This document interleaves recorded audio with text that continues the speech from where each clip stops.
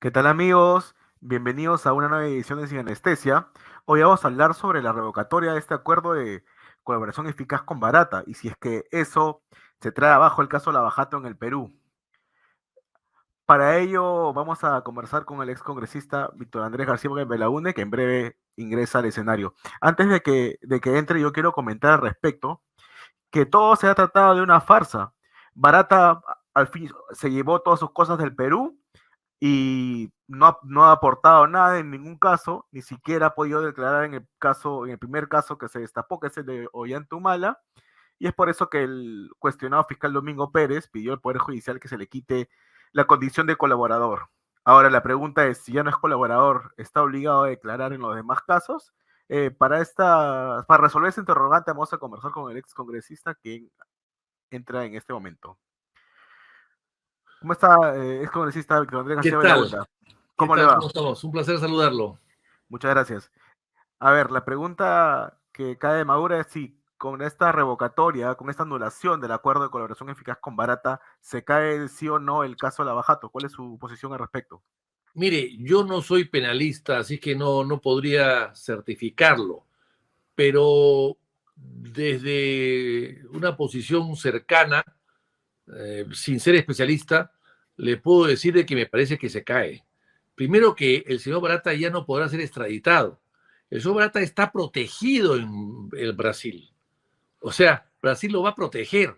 Está ya él totalmente amarrado a la autoridad brasileña y no lo van a soltar. Lo van a proteger allá. Y por lo tanto no se le va a poder extraditar ni traer aquí para que pueda declarar. Y si no puede declarar aquí, porque acá es un testigo importante, la pregunta es qué cosa van a usar los fiscales para acusar al resto de la gente, si no tienen a Barata que pueda confirmar o ratificar lo que ha dicho ya o que se supone que había dicho en algún momento determinado.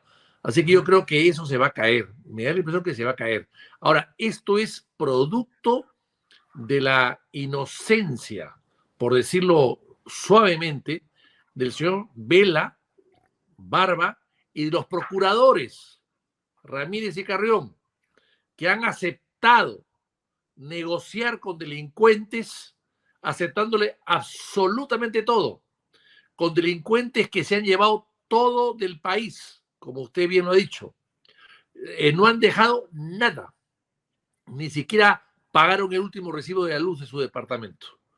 Y se les ha permitido que lleven hasta sus ETS, sus AFPs y todo lo demás. Sus 5 automóviles los han vendido perfectamente bien y han vendido su departamento y se han llevado todo. Y no hay nadie de Odebrecht en el Perú que ha sido detenido, ni allanado, ni embargado.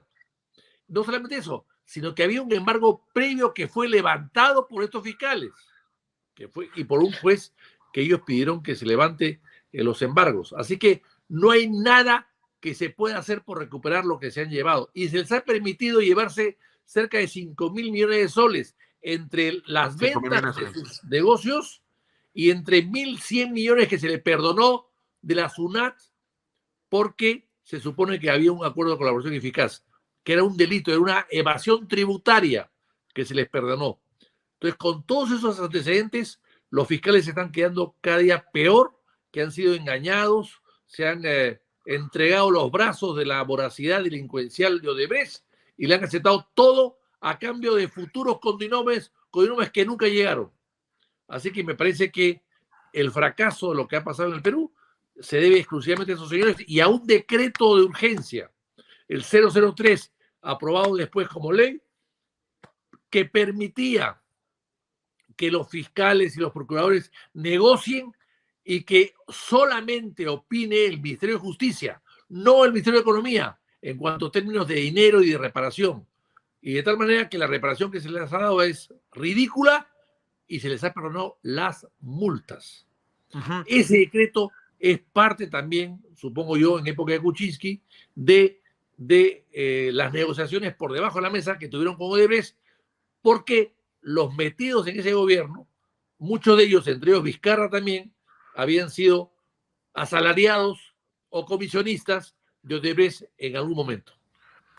Acá leo un comentario que es interesante. Señalan que no era un acuerdo de colaboración eficaz, sino lo que es evidente, un acuerdo de impunidad.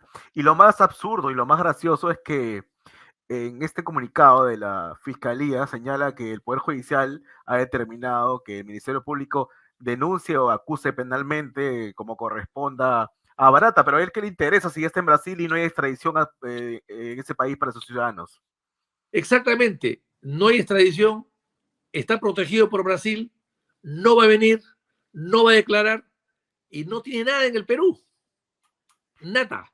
No hay ni siquiera una bicicleta que se le pueda embargar.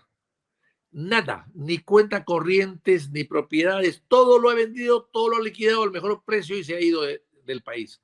Y Odebrecht todavía tiene bienes, pero claro, parecería que no quieren meterse con Odebrecht. Odebrecht todavía tiene el 25% de ruta de Lima, que se podrían embargar perfectamente bien, Y ahora que no acabaríamos hay con ese colaboración problema. eficaz, pero creo que tampoco lo van a hacer.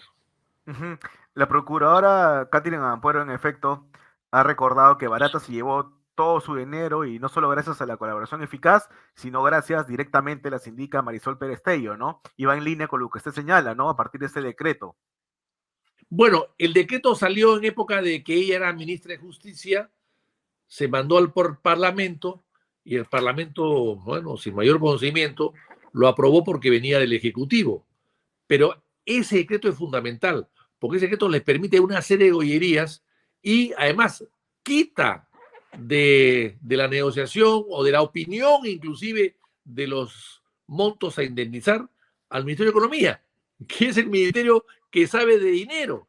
¿Qué sabe el Ministerio de Justicia de dinero?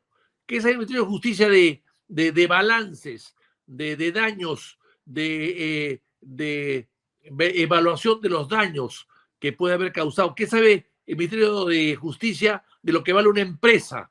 Lo que valen las acciones de una empresa, lo que vale el flujo de caja de una empresa. No tienen idea.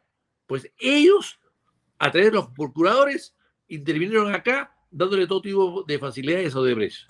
Usted siempre ha señalado en sendas entrevistas que ha tenido conmigo o con otros medios que se puso a negociar a unos pececitos con unos tiburones, ¿no?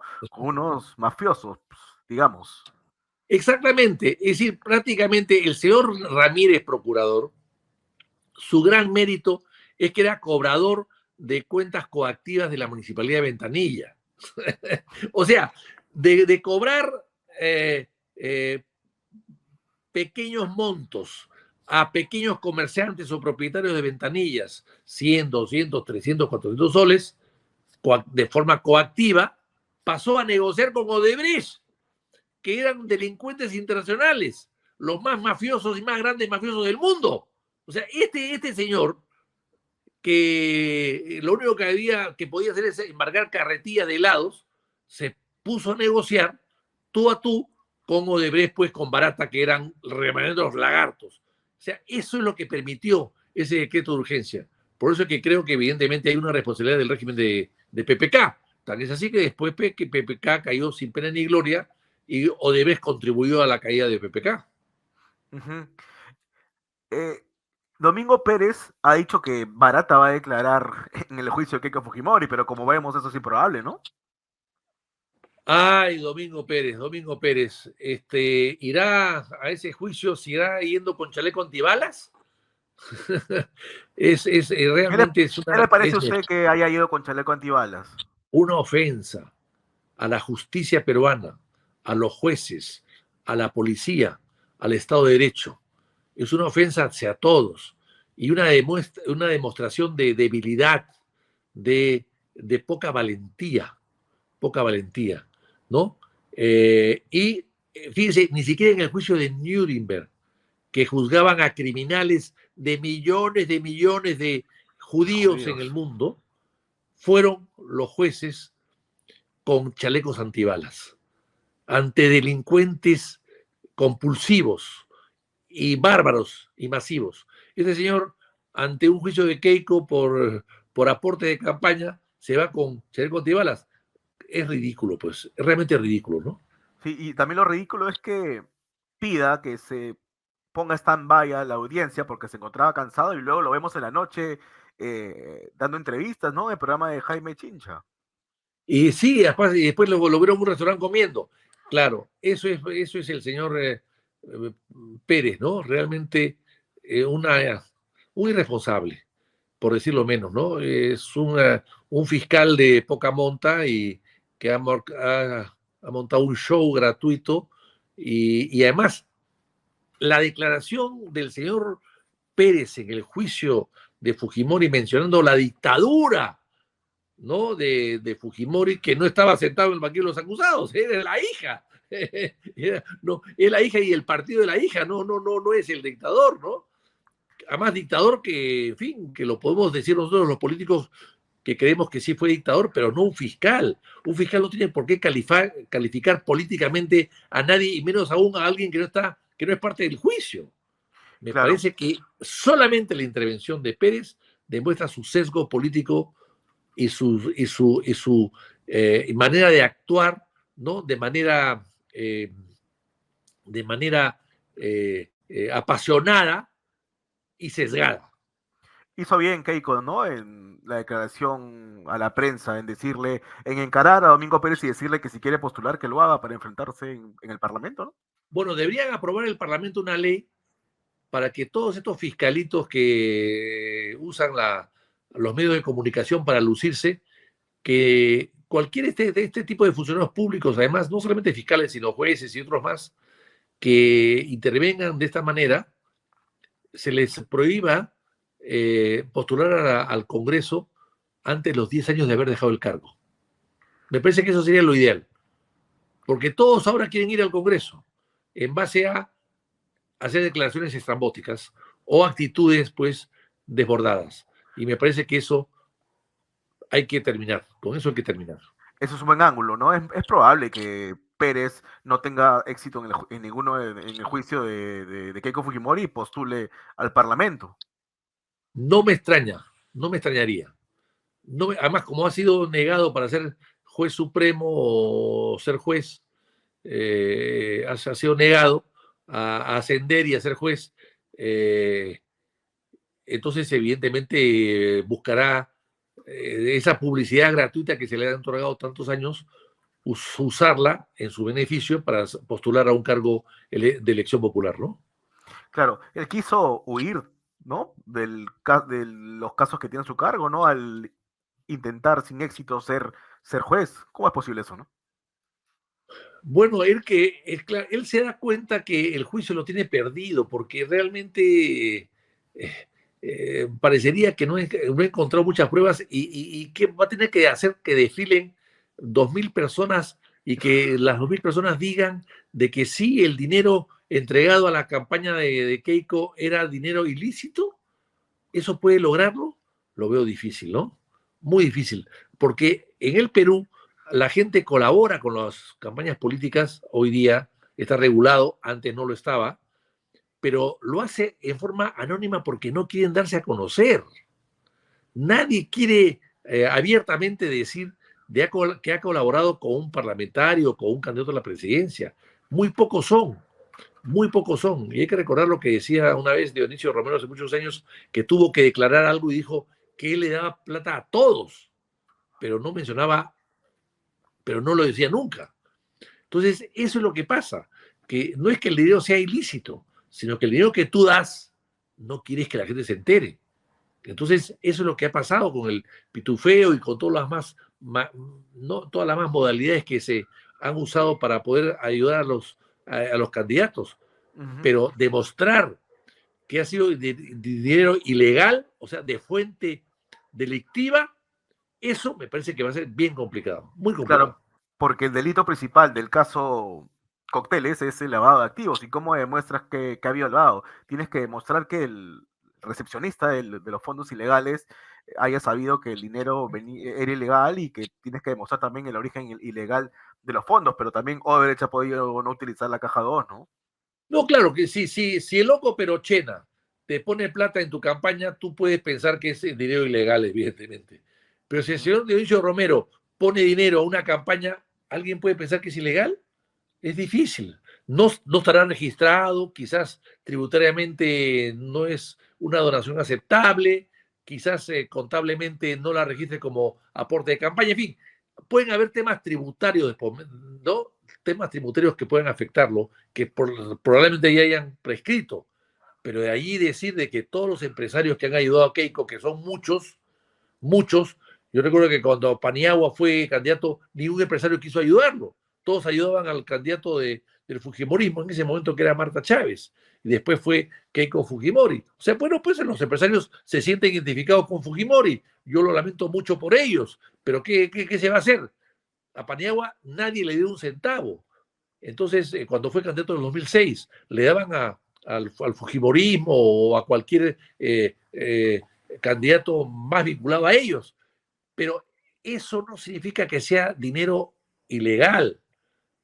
No significa que sea dinero producto del lavado de activos o el producto del narcotráfico o de las coimas. No es así. Yo creo que aquí el señor Pérez se va a encontrar con ese gran problema. Uh-huh. En el pez en el agua, igual Mario Vargas Llosa también hablaba de estos aportes irregulares, aportes de empresarios. Antes se trataba de una falta administrativa, recién se ha tipificado como delito, ¿no? Exactamente, yo le cuento una anécdota. El año 80, que fuimos con Belaúnde candidato, que fue el candidato de Belaúnde y nosotros partimos en la campaña, la gente le daba plata a Bedoya, no a Belaúnde. Y al APRA, de alguna manera, porque el APRA tenía pues sindicatos, tenía, en fin, algunas empresas donde había sindicato aprista que se vieron obligadas un poco a aportar una campaña de Armando Villanueva. Pero a Belaúnde casi nadie le dio plata, muy poca. Es decir, aportamos todo lo que pudimos así, juntando centavos. Pero al día siguiente del 18 de mayo, que fue las elecciones del año 80, se presentó dos empresarios muy importantes del Perú, cuyo nombre prefiero guardarlo, a decirle de que a Sandro Mariatti, que era el tesorero de la campaña, no a Belaúnde, a decirle que como sabían que había un gran déficit en la campaña del presidente de Belaúnde, le estaban aportando el dinero faltante. Entonces Sandro Mariatti los miró así, ¿y cómo saben ustedes que me falta dinero? No, nos han dicho que le falta tanto y aquí está 1.200.000, que se dio de esa época. Ah, oiga, lo siento mucho, lo siento decepcionarlos, le dijo Sandro Mariatti, pero no nos falta nada, estamos totalmente cubiertos. Y los despachó. Querían acercarse, porque sabían que no le habían dado un centavo a Belaúnde y le habían dado todo lo que podían a Bedoya, que era el candidato de la derecha en ese momento. Entonces, eso suele pasar, pero no podemos pensar que porque eso ha pasado, todos los que se acercan a entregar dinero sean dinero, pues, productos de la delincuencia, productos de la corrupción, productos del narcotráfico. Eso no es verdad. El caso más escandaloso es el del señor Briceño, ¿no? Que lo han metido en esta bolsa de mecenas de Keiko Fujimori cuando en el 2011 la CONFIEP llevó a cabo una campaña pro inversión privada, ¿no? Eso lo de Briceño es lo más escandaloso que hay. Lo más llamativo y lo más absurdo. Efectivamente, el señor Briceño era presidente de la Sociedad Nacional de Industrias, creo que era así, o de la CONFIEP. La CONFIEP, sí. Ellos hicieron una bolsa para ayudar a ciertos candidatos, inclusive al Congreso también, ¿ah? A mí nunca me buscaron, por suerte, ¿no? pero me han podido tocar la puerta, por suerte nunca me la tocaron. Y hicieron una bolsa y ayudaron con una serie de financiamientos y con aportes en publicidad. Pero ¿quién puede pensar que la CONFIEP maneja dinero negro, delincuencial, producto de negociados? No es así. No es así. Entonces yo creo que allí esa es la mejor prueba, quizás, que el señor Pérez está equivocado.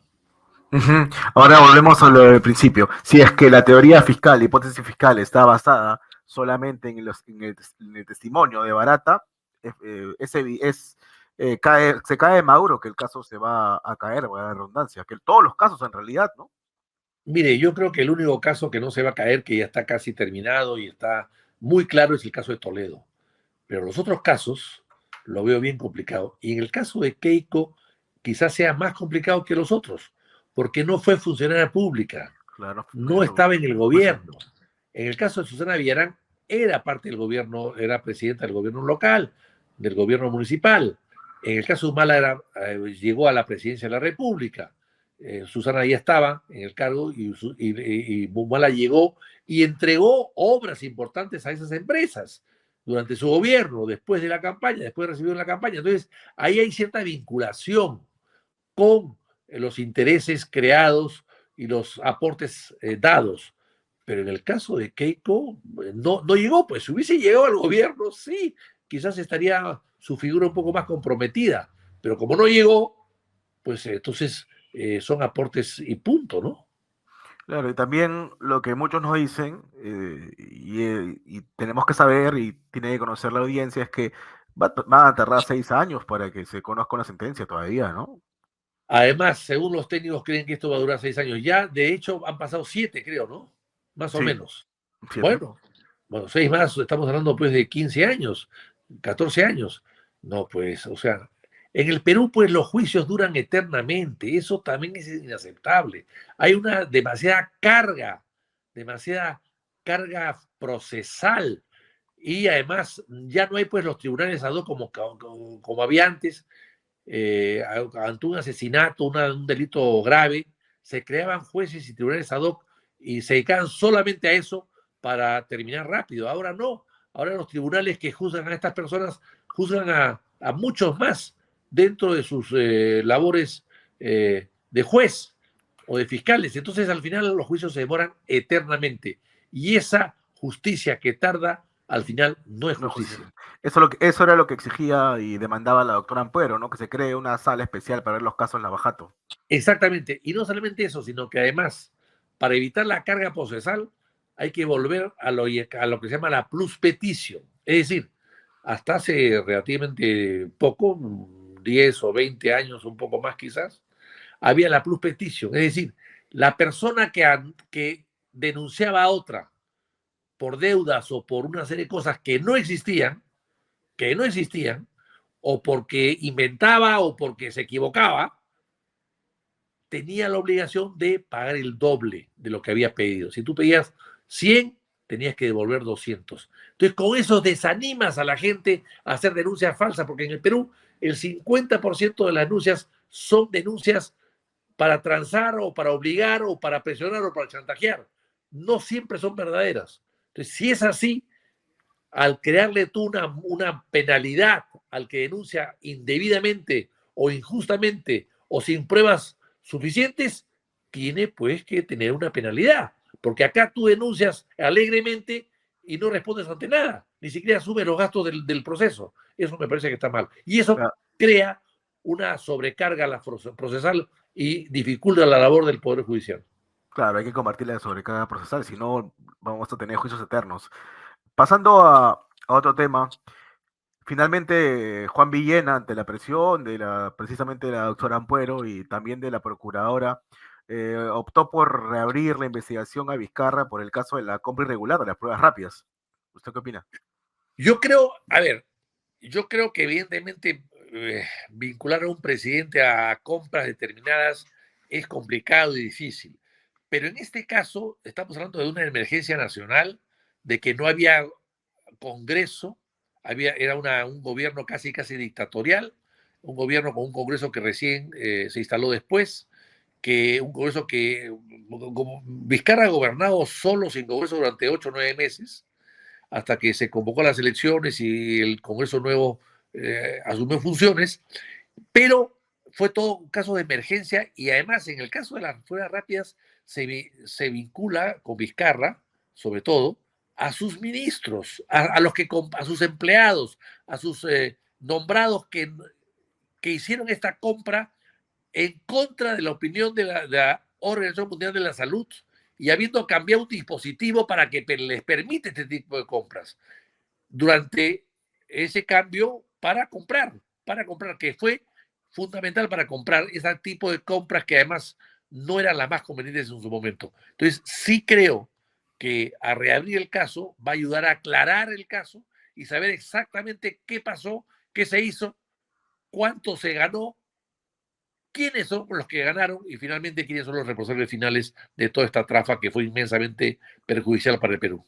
Claro, y en esta trafa, la misma ministra de Salud, Elizabeth Inostroza, se salió de esa tratativa porque ella recomendaba el uso de las pruebas moleculares. Es más, en sus declaraciones ante la Comisión de Fiscalización dijo que las pruebas rápidas causaron miles de muertes.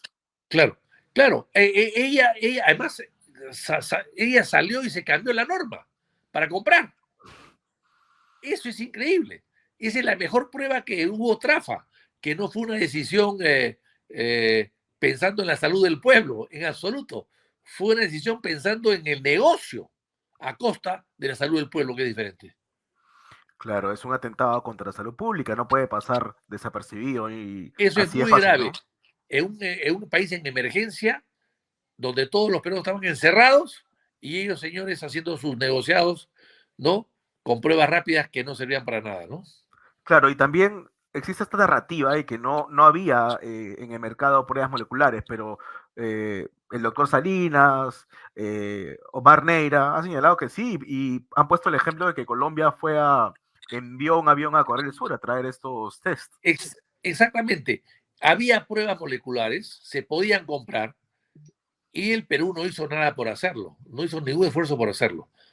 La dejó de lado, además, inclusive había pedido presupuestos, etcétera. Todo eso lo dejó de lado por traer lo rápido y el negocio rápido. La prueba rápida era un negocio rápido, así que había que hacerlo. Ujú. Y este acuerdo nefasto ocurrió en las oficinas del Ministerio de Economía. Además, con una señora Alba que luego de haber beneficiado a una serie de personajes, está trabajando ahora con organismos que fueron beneficiados durante su gestión, ¿no? Es lamentable. ¿Cree que este caso avance? ¿Cree que el fiscal Villena logre presentar una denuncia constitucional o lo ve complicado y que simplemente ver toda la investigación por hacer el caso a la tribuna? Yo creo que él ha hecho caso a la tribuna y no quiero que quiera avanzar mucho. ¿Ah? No lo veo con ganas de poder eh, juzgar, acusar, investigar a Vizcarra, si no ya lo hubiese hecho hace rato, ¿no? Yo creo que Vizcarra, pues, aprovechó su instancia en el gobierno para amarrarse bien con nombramientos directos o indirectos de autoridades judiciales, ¿no? Fiscales, jueces. Hay que recordar que dejó con la mano extendida al presidente de Brasil para venir corriendo a Lima a proteger a Vela y a Barba, no porque los votaban, no, simplemente porque los cambiaban de puesto. Eso es increíble, inédito en el Perú. Y nadie Que dijo un nada, presidente, una injerencia en otros poderes del Estado y nadie dijo nada, ¿no? no, claro, y un presidente de la República protegiendo a fiscales superiores. Sí, pues es como el presidente de la República también proteja pues a un teniente de la policía que lo quieren cambiar de sitio. No, es absurdo realmente eso. Y él lo hizo. ¿Por qué será?